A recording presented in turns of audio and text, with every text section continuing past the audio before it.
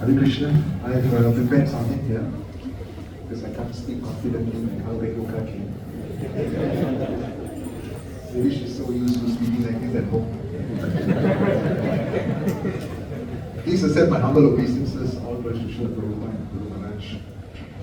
Dear devotees, today we gather with two emotions in our hearts: deep sorrow in separation and deep gratitude for the immense fortune of having received the association of His Holiness Sripad BHADRINARAYAN Swami Guru Maharaj.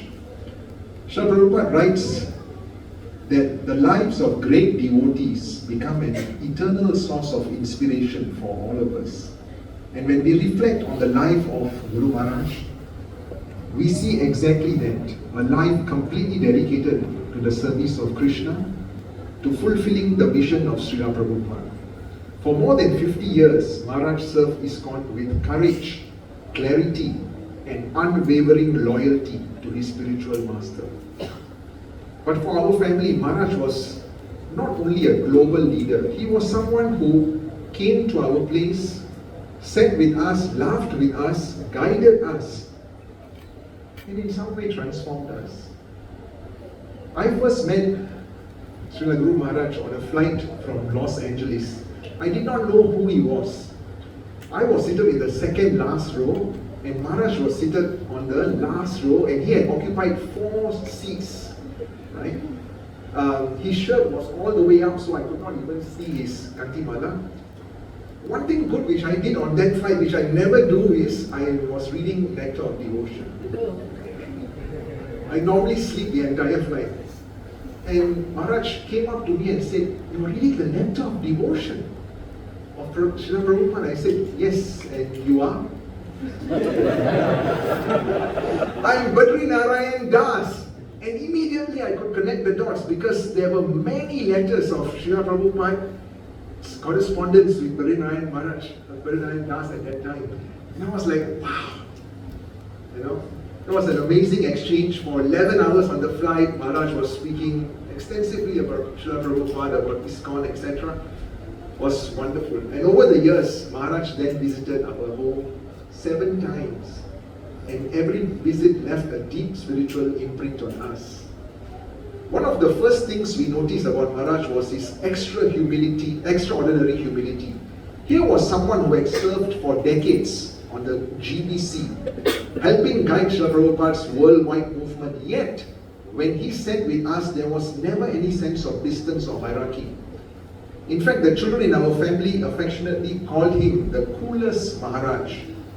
He was deeply philosophical yet completely relatable. Srila Prabhupada explained that the first qualification of true knowledge is humility.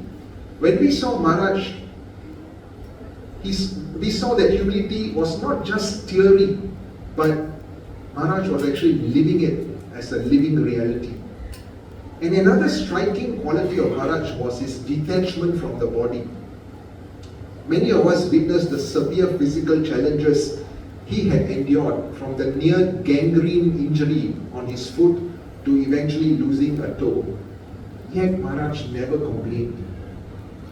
Instead, he would often joke about his own condition and make everyone around him laugh. For example, he would say, "Padma, recently I'd gone to meet the COFM doctor in San Diego, and he collected all of his students and he asked his students, okay, here is a gentleman with 10 different conditions. How many of these 10 can you get correct?" So he would just joke on his own condition. And in that way, he reminded us of Krishna's teaching in the Bhagavad Gita that the soul simply passes through different bodily conditions. And Maharaj did not merely speak this philosophy, he lived it with dignity, courage, and humor. And personalities like this, when they go through difficulties, it's just like, the mother-in-law, if she wants to teach the daughter-in-law a lesson, she wants to teach the daughter-in-law, she would speak to her own daughter. So similarly, Krishna wants to teach us by, using Guru Maharaj as an example that, look, Such an elevated soul is going through difficulties. What are you complaining about a paper cut? Right? Another quality that deeply impressed us was Maharaj's determination in service, even when his body was struggling. I remember once after a long transatlantic flight, when he arrived in Changi, Maharaj was being wheeled out and his blood sugar had dropped dangerously low and he actually fainted and passed out. It was a serious moment, and he would always tell me, Padma, whenever I'm at home in your place, after a few hours just check on me, because sometimes my sugar level will go really low and I will just pass out. And what you need to do is raise me up, right, and just force feed a glass of orange juice into me, and within a few seconds I will be okay. So I used to disturb him. Maharaj, you're okay every time. So yet such challenges never became an excuse for him to reduce his service. Even during the most recent journey, while waiting at Narita Airport, Maharaj actually passed out due to low sugar and he badly bruised his arm. For most of us, such an experience would have been enough reason to cancel all our travel plans, but Maharaj continued. What made this even more remarkable was that he did not actually need to travel. You can always do this virtually, but these meetings of preaching engagements were so important for him.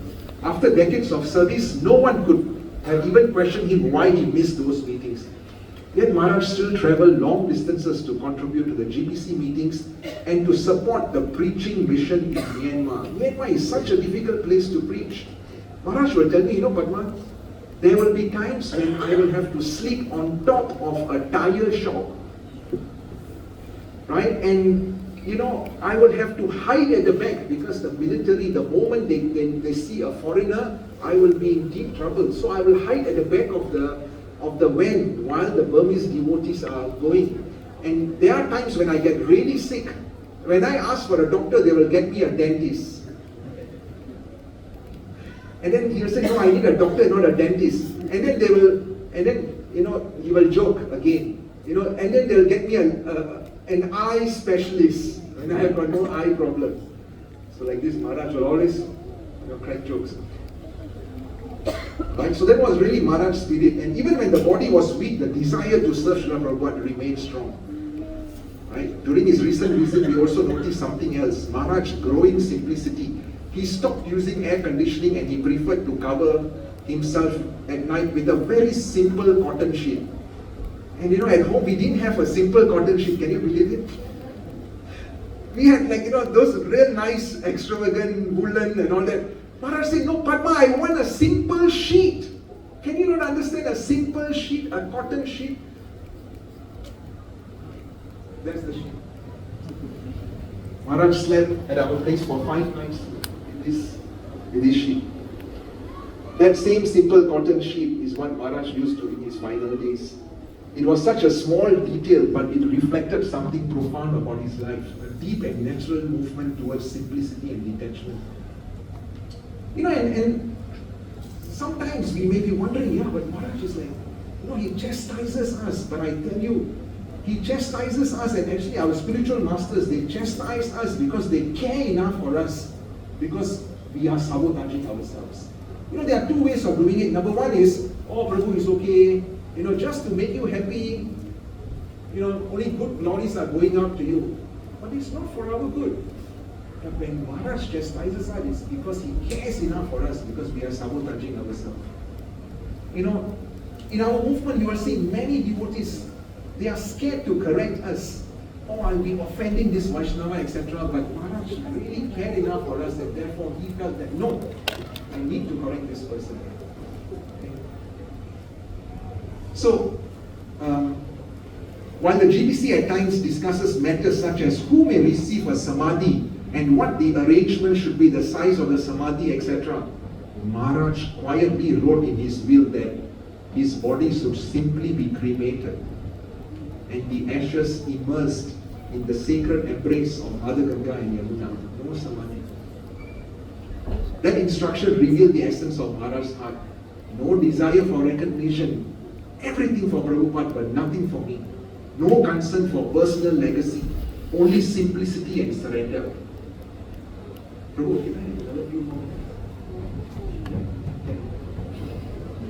You can always say no. But if there's one thing that defined every interaction with Maharaj, it was Srila Prabhupada. Every conversation eventually returned to Srila Prabhupada, his instruction, his pastimes, and his mission. Maharaj loved narrating Prabhupada's pastimes with such affection that sometimes it felt as if Prabhupada himself has entered the house. One story that deeply touched us was when Maharaj spoke about his parents. Srila Prabhupada had once praised his mother, saying she must be a great mother, a great lady to have raised such a wonderful son. Later, when his parents realized that Maharaj was selling paintings everywhere globally just to raise money for the San Diego temple, when the parents realized that he had never saved anything for himself or for his children because everything had gone to serving the temple, the parents purchased an apartment for him in MVT, Vrindavan. Right? So that story reveals something very rare. Here was a person who had lived his entire life without keeping anything for himself. Everything was for Srila Prabhupada. And he really personally cared for his father. At the final moments of his father, he had his Christian uncle and Christian brother next to him. And, they had stopped Maharaj from interacting with the father. And then what happened was, suddenly, the father was like grasping for breath, and both the uncle and the brother, they rushed out to call the doctor. And immediately, His Holiness went to the father and said, "Father, this is the moment. Chant Hare Krishna, chant Hare Krishna." The father woke up and chanted Hare Krishna. The brother and uncle from outside watched, what is happening over here? And the father just dropped after chanting Hare Krishna. The brother and the uncle were like crying. But Maharaj was like, wow, this is what I wanted my entire life, to have my father chant Hare Krishna the final moment. So sweet when he explained this with so much of emotion. Right? So Maharaj, again, very, very full of deep gratitude. He would thank devotees for the smallest act of service, and even when we made mistakes, sometimes big ones, he would minimize them. Very merciful, tolerant towards others. And once again, he cared enough for us to tell us the truth, to tell us that we are sabotaging ourselves. And he had very, very keen interest in service and preaching. I remember once I was getting ready to go to VISIONARYAN temple to do my weekly Sunday class. And I told Maharaj I'll be leaving shortly. And he was inquiring, what's happening over there? Why are you going there? What are you preaching, teaching, whatever? I said to Maharaj, I just tried to downplay it. The moment I left, he told Renuka, I want to go and see. And Maharaj actually came with one of my god brother, came up to the third floor of Lakshminarayan temple and sat at the back and watched what was happening. That was the biggest shock of my life. But here he was wanting to encourage us. So, and I'm also very grateful to him because he also orchestrated my sharing in the Harvard frameworks in the GBC college. So nice of Maharaj to assist with that. Okay, last one. In our congregation, there are two devotees he was particularly fond of. One of them is Prahlad Prabhu, son of Kadamba Kalana, whom Maharaj would affectionately call the army security guard without a rifle. Because he will be, security guard without a rifle. You say, what kind of security is this? And the other was Adi, right? Almost every time we spoke, Maharaj would ask, how is Adi doing? And recently I told Maharaj that Adi had joined national service and had even been promoted. Maharaj was so happy to hear this. And these moments reveal something beautiful about Maharaj heart. And we are also very grateful to Karuna Mataji, Seva Kunj Mataji, Raja Leela Mataji for cooking local delicacies, prasadam, plus the sweets for Maharaj, and also to Sumitra Mataji and Sanatan Prabhu for always preparing the achar. They will prepare a nice big bottle of achar for Maharaj, and Maharaj was actually consuming that until his final day. Right? And he will always say, a prasadam meal is incomplete without a sweet treat, Padma. And always grateful to Kadamba Karana and Shama Mataji for cleaning Maharaj's diabetic wounds and cooking sumptuous prasad for Maharaj. Right? So in our home, Maharaj had his favorite place, which was a quiet corner in the garden, right in front of Tulsi Maharani. And from that corner came so many conversations about Krishna, his service, about Prabhupada. And Maharaj will always say, Padma, where are you? And I'll always say, Padma, Maharaj, coming. He'll say, yes, death is also coming. At that time it sounded humorous, but today I understand what he was teaching. Life is short, service is urgent. Today we feel the pain of separation, but at the same time we feel immense gratitude that Krishna allowed us to receive Maharaj association. And sometimes I imagine something beautiful. For more than 50 years, Guru Maharaj dedicated every breath of his life to serving Srila Prabhupada's mission. So perhaps now, somewhere beyond our vision, Srila Prabhupada is welcoming Guru Maharaj, just as a spiritual master welcomes a faithful servant who carried out his instructions with full sincerity.